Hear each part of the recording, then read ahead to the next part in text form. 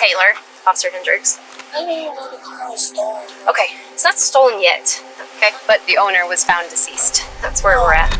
This is Taylor Elkins. Just 2 hours ago, Taylor's teacher, 72-year-old William Dubois, was discovered brutally beaten and deceased inside his home. Hey, are they homicide or serious beat to death? Really? What's interesting is that days later, Taylor would be found driving her now dead teacher's car. Do you know why that's Bill's car? Because he's dead. I don't know. I don't pay attention to him. Like, he ain't nothing to me. He's been beat to death, and you're driving the car. I don't know that you ain't got something to do with it. But what seemed like a straightforward case would turn out to be a complicated mess of neighborhood drama, secret affairs, and deadly conflicts. I was in bed, and I heard a big boom. That's something wrong. I called the police on the other side. I've said if anybody did anything, it would be them. Could be a burglary. Could be somebody that he wronged, and they're coming back for vengeance. You're a rude, cold, heartless murderer. This is not going to go away. This is not going to quit. You're going to keep having your little nightmares that you have, and I hope you do for the rest of your life. On July 11th, 2019, officers in Fort Smith, Arkansas, received a call from a neighbor requesting a welfare check at the home of 72-year-old William Dubois Jr. The neighbor had grown increasingly worried when he heard an unusual noise coming from William's home a few days earlier, and had seen no sign of him since. Officers were quickly dispatched to investigate further. Hello. How are you, man? Good. Him? This is Denton Stringer, the neighbor who called 911 to request a welfare check. He would soon prove to be more involved in this case than just being a neighbor. He's not answering? He's not answering, but I was laying in my bed the other night. I heard something fall, sound like Does he have a car? Yeah, a car, but Where's his car? his car's been gone for 2 or 3 days. Well, maybe he's gone. Okay. He even told us. Okay. He even told us, man. Okay. You know what position his bedroom is at? Back that way, I Okay. think. I'll come back and talk to you in just a second, okay? The officer believes William might just have left. That is, until she discovers a disturbing odor coming from inside the house. 19 station. Can we have an operator meet me on 3, please? Due to the unusual situation, Officer Hendricks calls for a backup officer, who arrived quickly and would be briefed on the discoveries. I have one piece of mail. He said 2 nights ago he heard a really loud boom. There's an odd smell when I open the door. No flies up here. When I rounded the corner, you only get it every now and then. Wait till you round the corner. That's when I really... Yeah, I'm getting it right here. I know that smell. That odor could have been coming from the trash can, but Officer Hendricks was convinced it was coming from inside the house. The officers needed to get in. However, a strange odor alone was not enough to obtain a search warrant. So, Officer Hendricks decided to ask around the neighborhood, and she would soon discover that Denton Stringer had done some suspicious things since William's disappearance. But before we get to that, situations like these can be especially traumatizing for those working the case, but that's also the case for people watching these videos, just like you at home. If you've ever felt that you need help with mental health, you should know that there are always people you can reach out to. That's why I'd like to thank BetterHelp, the sponsor of today's video. I've partnered with them to help provide you with an easy and simple solution to therapy. Therapy has helped me overcome my anxiety, manage my stress levels, and become confident enough to build a team that helped grow this channel into over 2 million subscribers. Thank you guys so much, by the way. The biggest problem I found with therapy is that you usually have to go through a lot of therapists before finding the one that's right for you. BetterHelp makes this easy. With their 30,000 licensed therapists, BetterHelp will match you with someone who understands your needs the best and gives you a safe space to talk. And if it's not right the first time, you can switch therapists as many times as you want. No hard feelings. So if you're struggling, consider joining BetterHelp. Start fresh any day of the year with BetterHelp. Click the link in the description or go to betterhelp.com/DrInsanity and get 10% off your first month of therapy. With that said, let's get back to the officers on the scene. Officer Hendricks didn't waste any time and decided to head to the store directly across from William's house to see if anyone had seen or heard anything. That's hot. So, okay. So the neighbor over there says that that man sometimes comes over and talks with y'all. He does, man. When's the last time you saw him or his car? That's what she just said. I have not seen it in probably 2 days, but That's what he's saying. I'm not for sure when the last time that I know it's been 2 days that it has not Okay. been out there. Yeah, the next people next door, we've had some problems. I mean, not us necessarily, but they fight Right. out there. But Bill's always been really great. Right. To watch our place. Okay. The guy and the neighbor. There's some. I mean, he come over here to call Bill's number, like a 1-800 number. And listen, I called the police on the other side because of the women out there fighting and everything, screaming from the kids. So On yeah. his side? Yes. Okay. Yes. So I've said if anybody did anything, it would be them. I mean, that's exactly. I shouldn't even say that, but because it's just odd that they come over here and then he's telling us to call Bill like this. We should check on this one. He doesn't have a phone. Yeah, that's what he said. He said his daughter stole his phone. 270. Hey, he was a teacher at my junior high. So these people over here are saying that the guy next door is like always has some type of drama going on. Him and whoever are always fighting. Not him and Bill, but him and someone else. I mean, worst case scenario is somebody's, done something bad and took his car. What the shop owner just revealed is very significant. Firstly, William, who is known around the neighborhood by Bill, hasn't been seen for the past 2 to 3 days, which is highly unusual according to the shop owner. Secondly, William's neighbor, Denton Stringer, is known to have frequent drama at his house involving various women. Recently, Denton had asked the shop owner to call William to check on him, explaining that his daughter had stolen his phone. If true, this daughter might be the same woman Denton argues with often, and if she took his phone, there is a possibility she could also be linked to William's car missing. Finally, the shop owner claims that if something bad happened to William, it would be them, suggesting that Denton and the daughter were likely involved. All of this casts suspicion on both Denton and his daughter. Officers hope that whatever they find inside William's house might reveal just how involved they were in his disappearance. With all of this in her head, Officer Hendricks returns to William's house, where officers had managed to contact the landlord for an additional key. Nothing could have prepared them for the horrifying scene they would discover inside.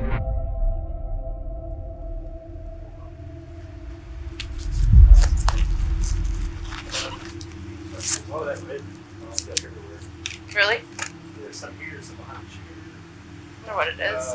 And there's no TV in the living room. It's missing. As officers enter the house, they find William's lifeless body in the bathroom. It soon becomes clear that this was no natural passing. Is that splatter on the door frame? What? Is that splatter on the door frame? Yes, like Okay. there's a dot right there. Oh, wow. Maybe his door was unlocked. There's no phone either. What the officers had discovered was nothing short of horrific, but the attacker had left a lot of clues, meaning police could piece together a story.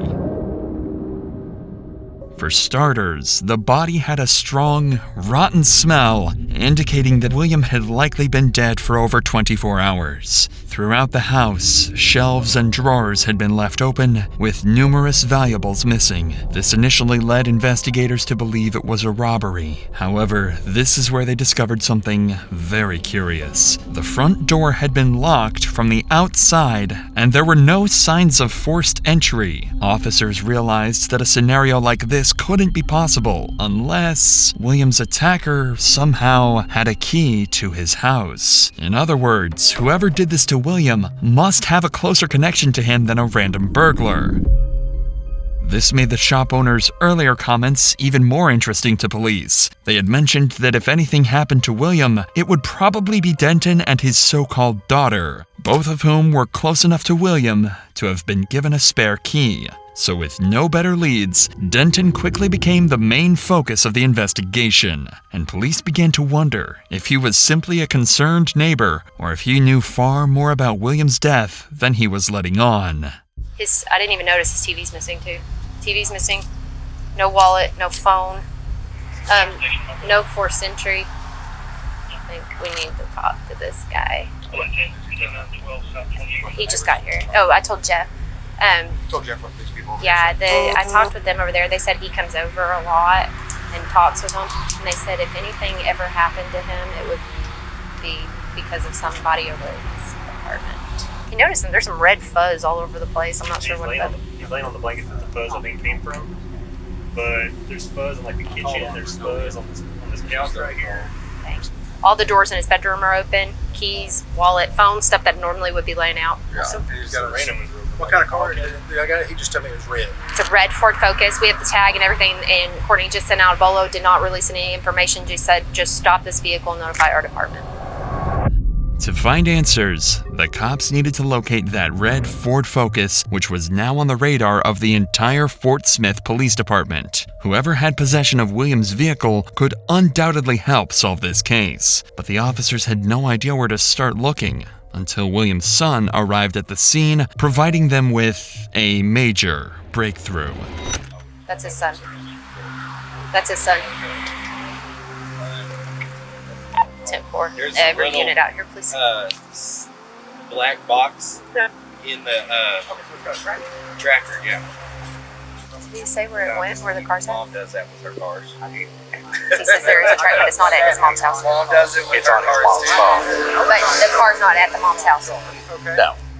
According to the son, William had a GPS tracking device installed in his car, and the car is actually owned by William's wife, Susan, who has access to a mobile app that could track his location. The cops now know this tracking device is their only key to crack the case wide open and catch the killer. So with this in mind, officers would quickly redirect their attention to Susan's home, but unfortunately, they'd also have the difficult task of informing Susan that her husband passed away. I need to move down. Go, Cage. There you I go. can't. You gotta sit here and talk to the officers. Cubby. Yeah, wait. Hi, Miss Susan. I'm Officer Hendricks. I'm sorry meeting you under these circumstances. I know you. Know me? I've seen you at Northside Games. I have been there. Now, during, you want to sit down for a minute? No, I'm fine. Okay. All right. It might be better on your legs. Yeah. Just have seats. experience with experiencing Here's the deal. In every death investigation, we do a complete investigation from top to bottom because we don't want to leave any stone unturned. Does that make sense? Yeah, I'm a retired nurse, so. Okay. Well, and we're not saying this is a homicide at this point, okay? No, he had a heart condition Right. and strokes. And he could have fell and hit his head, but there's some blood there that we're concerned about. Does that make sense? He probably fell. Okay. He And now, was acting our- so strange here- Saturday. Here's our biggest issue. He was acting strange Saturday? Okay. Here's our biggest we have right now is that the car is missing. Oh, no. Yes. Yep. Where's your tracker? Do you have a tracker on that car? Yes. Yeah. Okay. her phone right here, right here. No, that's Teresa's. Okay. Mine's in the kitchen. Okay. Or in Somebody- the bathroom. Somebody run get her phone. If you can try to get me a location on that car, that's going to help us. It's gonna be tremendous. And it could be the fact that you left it somewhere and got to run home with somebody. It could be a business. Florida Station, UQ2, next up record, 7, my location. Off Kelly Highway. Up there. Pretty sure it's stationary. It's parked at a house. Oh snap. And it's through JB Byrider too. The car is at JB. Who's north? It's through JB Byrider. What? Okay. Thanks to Susan, the cops now know where the missing vehicle is. Without wasting any time, officers quickly leave Susan's house and head towards the location of the car, but they have no idea who has it or what kind of danger they could be facing when they find it. After all, this is the stolen car of a murdered man. Hello? How you doing? Y'all live here? I don't. I'm going to give my mom for me. Okay. You live here? No, I just come to the yard. Okay. Yes, sir. What's wrong? They're looking out the window. We got people looking out the window, so let's. You got an ID on you? Yes, ma'am. I have an ID. I will know it's actually in the, it's actually in the water. So just Where's your wallet at? Channel She's right 1. on the table. Okay, let's go inside. Let's go inside. Let's go get your wallet. No. You can go. You can do whatever you gotta do. Make her go too. Oh, hang tight. We're gonna be parked there for a I think second. that she should have to go too. Go where? Whoever, Go inside with us? I mean, she can. Hang tight for me right here. We're gonna all go over here. Let's all go over here. what's going on? I don't know. Let's go over here. I mean, have we done something wrong? Yeah, something's going on. Go over there and we'll explain it to you. It seems there's someone in this house who wants to avoid the cops, and these officers know they could be walking into an ambush, so everybody behind that door is a person of interest. Okay, so basically, they came out the back. They tried to go out the back. They said they were going outside to smoke. Somebody just shut the front door on me, so. Portsmouth Police Department. Hey, come out with your hands up. We know you're in here. Come out. Portsmouth Police Department. Go ahead, hold traffic. Challenge for 33. Hey, come out. Come out. It's okay. It's okay. Just come out on the side of the house. What have we done wrong? Who else is here? It's an investigation. Investigation? We're going to explain that. We're going to explain that. Who else is in here? Come on. What's going on? Just walk out to that side of the house for me. Who else is in here? Is anybody else in here? Just walk out here, right here, to the right. Thank you. What's going on here? Taylor Elkins. That's Taylor Elkins. Who else is in here? Okay. Go ahead and step out. No, go ahead and step out. Portsmouth Police, this is your last time to come out freely. Come out with your hands up. Keep your hands in the air where I can see them. Keep your hands in the air where I can see them. Good. Keep walking. Keep walking. Walk toward me. Randall Perkins, correct? Pickens. Okay. Randall, go ahead. Step off that porch and to your right on the side of the house, okay? Okay. Who else is back here? How many more? Be real with me. How many more? I don't know who came out.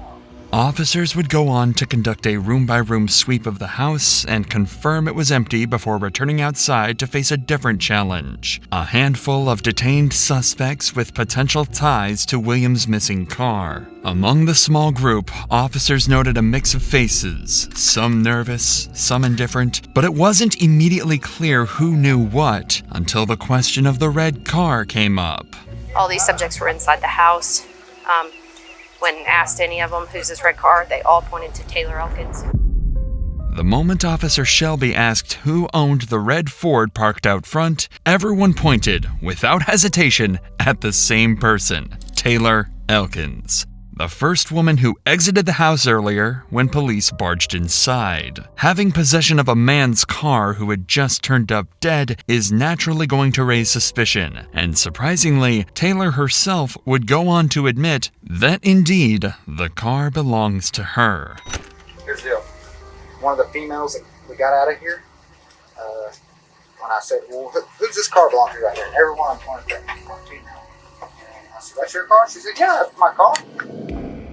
With this revelation, the focus was pinned directly on Taylor, and it was time for her to explain how she ended up in the possession of a dead man's car. Taylor, Officer Hendricks, obviously.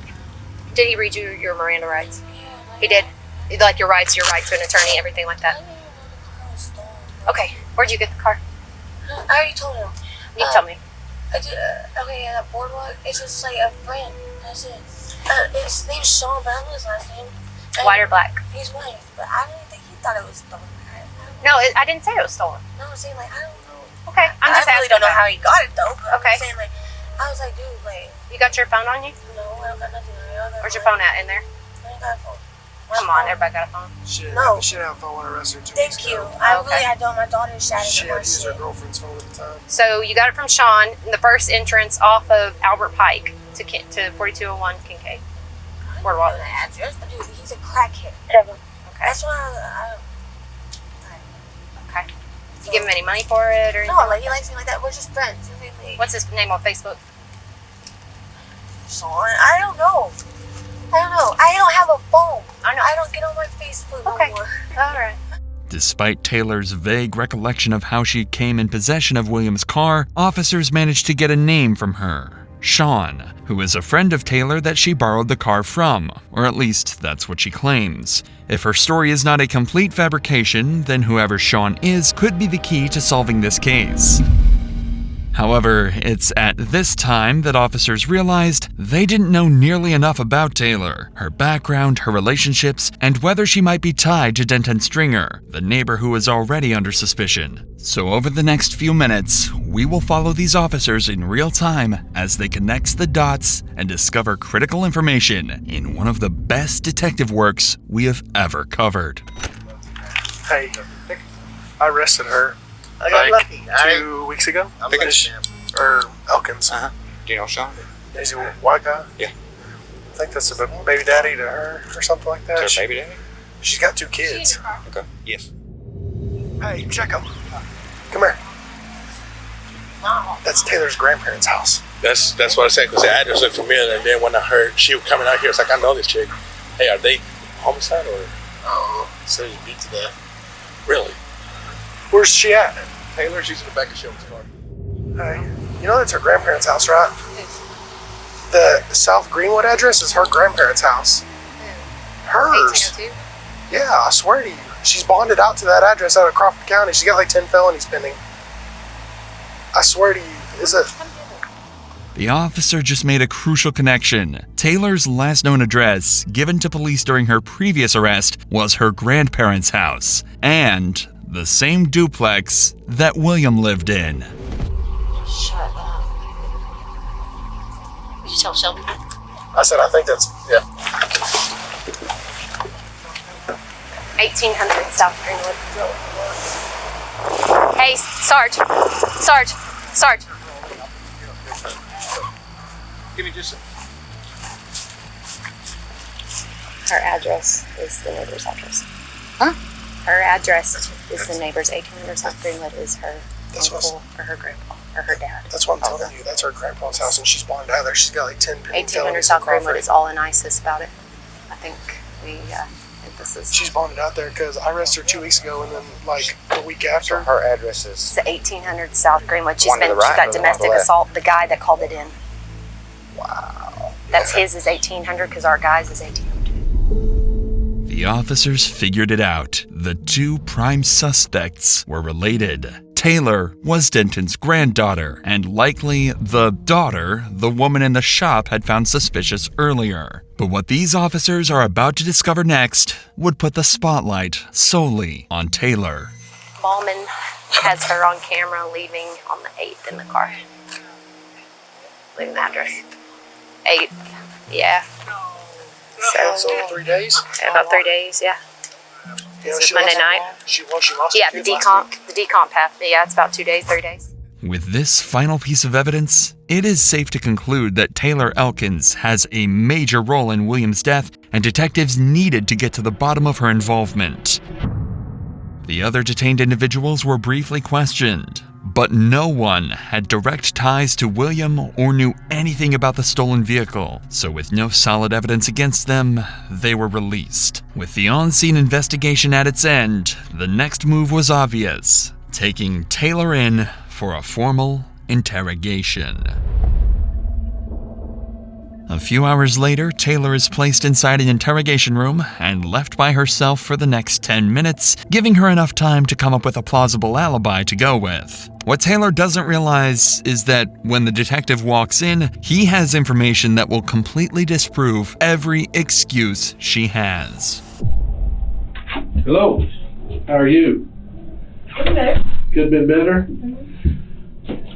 All right, Taylor, so you know why you're down here, right? Yeah. Well, why are you down here? Supposedly the car was stolen. I don't know. I had it in my. Well, I didn't have it in my custody. Well, I don't know how to say it. It wasn't in my property. I wasn't in the car or nothing like that. But it was stolen, and everybody pointed their fingers at me. And I mean, I admitted to driving it. So yeah. Okay. And where did you get it from? This dude named Sean. Sean who? I don't know his last name. I don't know his last name. I say hey to him basically. He's just a friend. Like he does drugs, you know. So I mean, I don't know everybody's last name. You been arrested lately? Yeah. When's the last time you were arrested? Last week. Last That's week? when I got my kids taken. Okay. It was Miller and this other guy. And when you bonded out? I finished one. Okay, what address did you use when you bonded out? It's Windsor. Sure. Or is my grandpa's? Who's your grandpa? Denton. Denton. Stringer. See, that's why I'm bonded out too. Oh, okay. Yeah, I'm bonded. Did he bond you out? No. Oh, okay. No. Where's his address? He can afford it. 1800. 1800 what? Greenwood Avenue. Okay, when's the last time prior to that you were over there? 2 days ago. And what were you doing over there then? My grandpa. I haven't bonded out of it. I just chill over there. Just chill over there? Yeah. In just a few minutes, this detective was able to make Taylor confirm most of the evidence connecting her to the crime. In her own words, Taylor admitted that Denton Stringer is indeed her grandfather, she had William's car for a few days, and most importantly, she was at Denton's house the same period when William was killed. But this detective was just getting started, and he's about to make Taylor dig her own grave. So what about the guy that lives right next door to her? You know him? Yes. Who's that? His name's Bill. Bill what? I don't know. Oh. I don't know people's last names. Oh. Yeah. How old's Bill? Yeah. Oh, I don't know. When's the last time you seen Bill? I don't know. I don't know. He works during the day. So this car you've been riding around in, whose car is that? I don't know.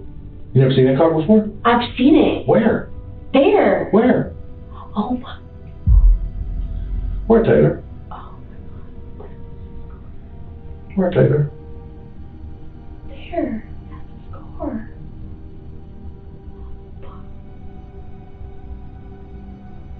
Man. Wow. I think you kind of knew that. No, I didn't. I really got in. I think you did. I didn't.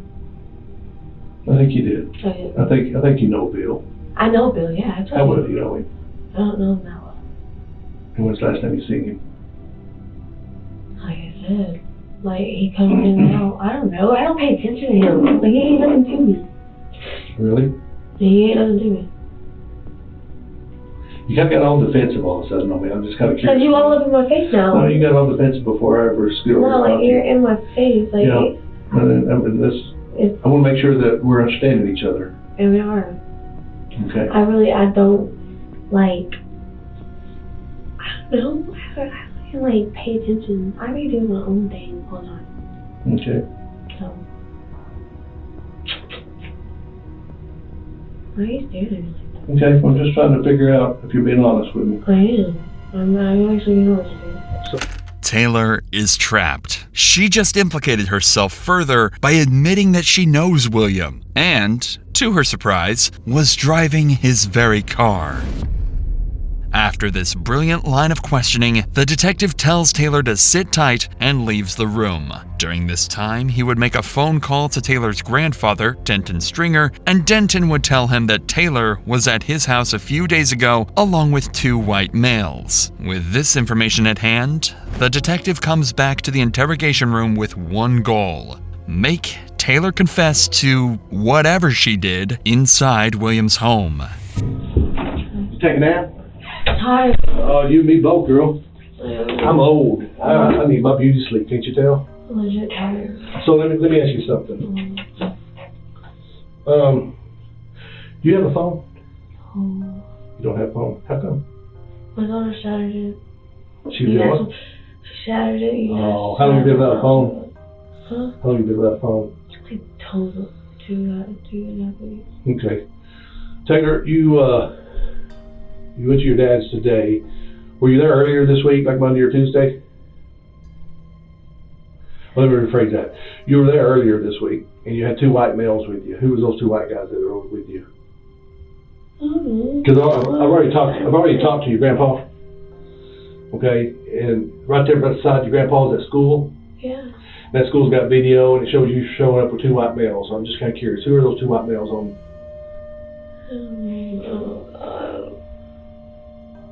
I don't even remember 2 white males. You know? So, you don't believe that's Bill's car? I mean, if it is, that's fucking amazing. Even when directly confronted with undeniable facts, Taylor continues to play dumb, even making a mockery of the entire situation.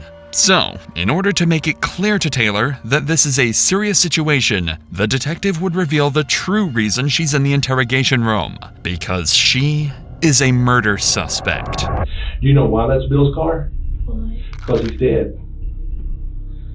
They beat him to death. And you're driving the car from a man who's been beat to death. And I don't know that you ain't got something to do with it.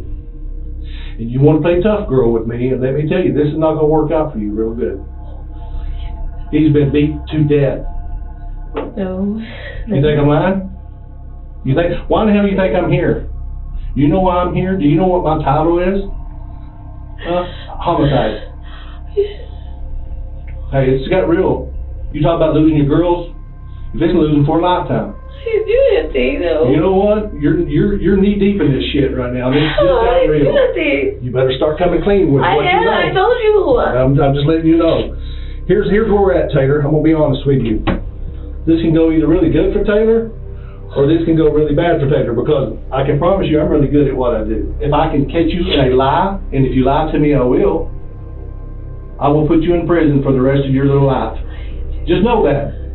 Now that Taylor understands the severity of everything and is deeply emotional, the detective will seize the moment to confront her by exploiting her vulnerable state in hopes that the emotional pressure will break her defenses and compel her to finally tell the truth. I'm not threatening you. I am promising you. So, if you give a damn about Bill, if you didn't kill him, if you didn't beat the hell out of that old man, you're driving the car that was taken after they beat him. You better come up with who had this damn car, or who you took over there with you that seen him and went back and targeted him. I told you I got it from Listen to me. Here's the truth. You better start coming up with some full names, because you know what? Who do you need to think of right now? Who's the most important person in your life right now? Baby. You and your babies. You better take care of them. I tell you. You better think hard. Because I got all night. Hell, I get paid by the hour. I'll stay here all weekend. You're driving around a dead man's car. I didn't know he was dead. I wasn't there. But you know the people who probably killed him. I told you I got the corpse. Shot who? In the apartments that you pointed out? Yeah. The guy, the old man died in it, had a heart attack and died in one last week, and the other one's got an old woman that lives in it. That's fine. No. I'm giving you an opportunity right now. Okay, I'm telling you. Okay, tell me. I told you. I'm telling you. Like, bro. Let me ask you this. If you had to get Sean right now, where would you go get him at? What? What apartment number? It's a corner. There's 4, 5, 6, 7. It's either 5 or 6. Now it seems like Taylor has a story to prove her alibi. Taylor claims that William's car belongs to a man named Sean, who she borrowed the car from recently. If what she's saying is true, then Sean could very well be the perpetrator of this evil crime. However, Taylor would also proceed to point more accusations towards Sean, telling the detective that he assaulted her, ruined her life, and took her kids away. This means that Taylor was likely involved in a relationship with Sean for a good amount of time. But what's strange about this entire story is that every time the detective asks Taylor for personal information about this Sean guy, she dodges the questions and refuses to give any information away. So, with Taylor seemingly uncooperative, the detective would end this interview to get to the bottom of her claims and figure out who Sean really is. And what they discovered would put Taylor in an even worse situation. You been thinking about anything? Oh, I fell asleep. I get tired. It hurts really bad. Had a little issue. So this is the guy you said you got a car from? Mm-hmm. Are you sure? Well, I told you he's in jail. I told you he's been in jail since June the 6th. You think I'm making this up? No. So if he's in jail, how did he give you the car? It was him. You better rethink this, Taylor. That's looking like you killed him. No, yeah, I know it wasn't me. You think it's funny? No, I said it wasn't me. Well, you better figure it out then, because you just lied. Well, I didn't. Sean giving her the car was a completely fabricated story, and the detective just proved it. So, with this major lie exposed, Taylor is taken away to sleep in jail while detectives work on finding more incriminating evidence against her. The next day, Taylor is brought back into the interrogation room in an orange jumpsuit. This time, the detective has prepared undeniable evidence to thoroughly debunk her entire alibi and make her confess. You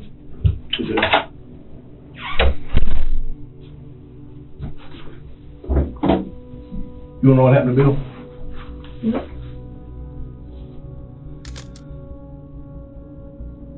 I didn't know to see a picture of it. You believe he's dead now? Yeah. Do you still think this is all a joke? No. You sleep last night, didn't you? You won't sleep. That's what haunts you. There's only one way you're ever going to get any relief, or you're going to get any closure, and you're going to have to tell us the truth of everything you know, and you haven't done it yet. And it's going to be the hardest thing for you to do, but it's the only way you're going to get any peace ever. At a minimum, if you didn't do it, you know who did? Are you scared of the person who's involved in this? I don't know who's involved in it. You really do you get stuff out of people by threatening them? I'm not threatening you. Girl, in their face and stuff? I haven't got in your face. I'm saying with you. I haven't threatened you. I'm letting you know what's fixing to happen to you. If you don't believe anything. I'm sorry? You don't believe anything. I don't believe liars. Okay? And you're a damn liar. You need to be out there getting a real killer. Well, you need to be helping us. If you even cared about the old man that's been beat to death and shot, you need to be helping us. You just shot? You don't think he was shot? Was he? You tell me? You just showed me the top. You not see enough? You don't see again to get a better look? I don't. I want you to remember that picture every night of your life. Of course you do. Every night. Elkins' body language has shifted from cocky and playful to scared and confused, and just about everything else in between. Her behavior would change again after she's allowed to make a phone call to her mother, where she'd stop pleading innocence and start playing the victim. She's now going to paint a picture of a man named Joseph Rogers, better known as Joe, that will make him out to be the bad guy. So we let you talk to your mom. So now what I would like to ask you for you to tell us the truth. The truth? I mean, I told y'all the truth today, but I just didn't tell y'all all of it. Tell us again what happened and exactly the truth the way it happened, okay? I said, Joe came over that night and he asked me what he had in the house, and I told him that he didn't have shit. He's like, will you knock on the door? I knocked on the door. And then he went in, I left. That's when I went to McDonald's. And I came back, he told me he took care of it. I didn't kill him though, I didn't do nothing like that. When he said he took care of it. He told me that at the casino because I kept asking him what happened.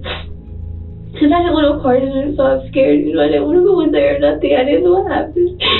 And I kept asking him what happened. He kept telling me that he took care of it, that it's okay, that he finished it, blah, blah, there's nothing to come about it. And he just kept telling me that he's like, you need to get rid of them TVs, blah, blah, blah. He said, I'm not touching them. And that's when I had Pete on him. Like, I didn't know. If I knew all that, I would have took his car. Like, if I knew he was dead like that, or I just... Elkins has implicated Joe by claiming he'd taken care of William while he was robbing him of his belongings. She also claims he's behind the whole thing and she was too terrified to stop him. If this wasn't the third story she'd came up with, the detectives may have believed her. But what Elkins doesn't realize is that the detectives have potential evidence that will place her at the scene of the crime and prove she's been lying all along. Taylor, one thing that is concerning is the fact that Bill does have hair in his hand. Okay? And we had a detective down there during his autopsy who states that the hair is the same color as yours. And Joe doesn't have any hair. So where would that come from? They don't have fruit. That's the truth. That's why I gave a hair sample. I'm not putting Osborne in. Yeah, that's why I gave a hair sample, because I didn't.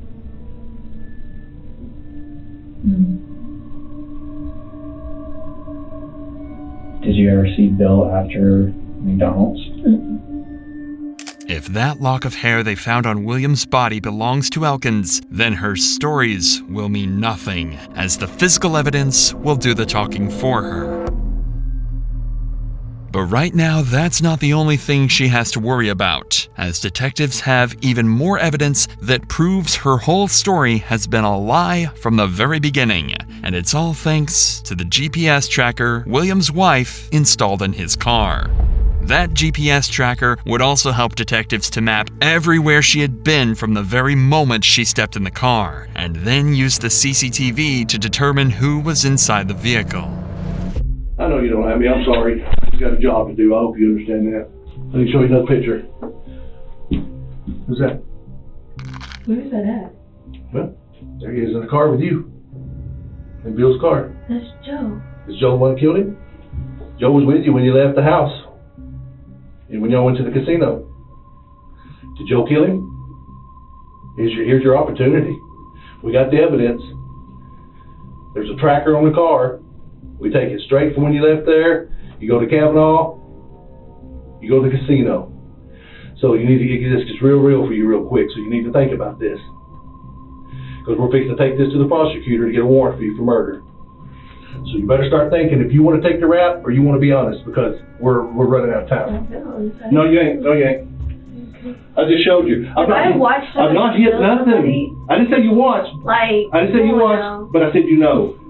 But here's the thing. Wait, okay, so people are supposed to come up and tell me, right? Now that you're protecting him, you'll be charged as an accomplice. How am I protecting him? You know what happened. So people just come up and tell me all the time now that people murder somebody. No. This is your last chance. This is your life. I'll be back with that murder warrant. Okay, come back with it. Taylor's arrogance with the entire situation has seemed to finally have caught up to her, and her extreme stubbornness has left the detectives with no choice other than to resort to other methods of incriminating suspects, such as DNA samples, hair samples, and last but not least, the polygraph. The polygraph test was done off camera. However, the polygraph examiner would have some harsh words for Taylor after the test had concluded.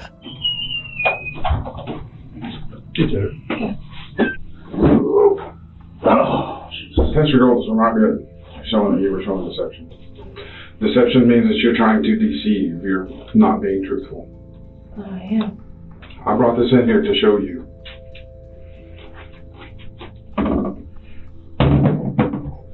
You see that question that says R5? Mm-hmm. And that big spike on it? Mm-hmm. That's where you were telling us a lie. You were lying to me when I asked you in the test, were you present when he was attacked? Not when he was killed. But attacked, maybe, not killed. When I ask you, did you kill him? Your reading is stronger than that. Oh my God. I just got to clarify. Because you're just getting on my nerves right now. I'm not in the mood today. Well, I really don't give a shit if you're in the mood or not. Of course you don't. All right? You're a rude person. I'm not a rude person. Yes, you are. You're a rude, cold, heartless murderer. That's what you are. No, I'm not. Look at you. You have no defense for yourself. I'm not, though. Because you killed the old man. No, I didn't. I know what I'm capable of. Yeah, you're capable of that. You're right in the middle of all of it. And why you don't think you think you're so tough? I told y'all what happened. You ain't told us nothing. You make up everything to point the finger at everybody else. But I don't. You do, 100%. No, I don't. This is not going to go away. This is not going to quit. Okay. You're going to keep having your little nightmares that you have, and I hope you do for the rest of your fucking life. Taylor would never formally confess during the rest of the interrogation, continuing to point fingers, blame others, sometimes being completely imaginary people, and playing the victim. William Dubois Jr. had suffered from 27 impact injuries and met a terrifying end the day of his death. The hair sample found in William's hand was eventually matched to the hair of Taylor's, adding one final cherry on top to help convict her. Detectives ultimately believed Elkins was responsible. Although she didn't confess to the cops, she allegedly made a confession during her incarceration. She also told another inmate that she went to William's house to borrow some money and had become angry when he didn't have any. So out of both frustration and pure evil, she grabbed a hammer and beat the life out of William without any remorse. Taylor's grandfather, Denton Stringer, was initially investigated as a potential suspect. However, with no solid evidence connecting him to William's murder or Taylor's involvement, authorities ruled him out. As for Joseph Rogers and Sean, they were both cleared of any involvement in William's death. The two had nothing to do with the crime whatsoever, and were simply scapegoats for Taylor to point fingers at.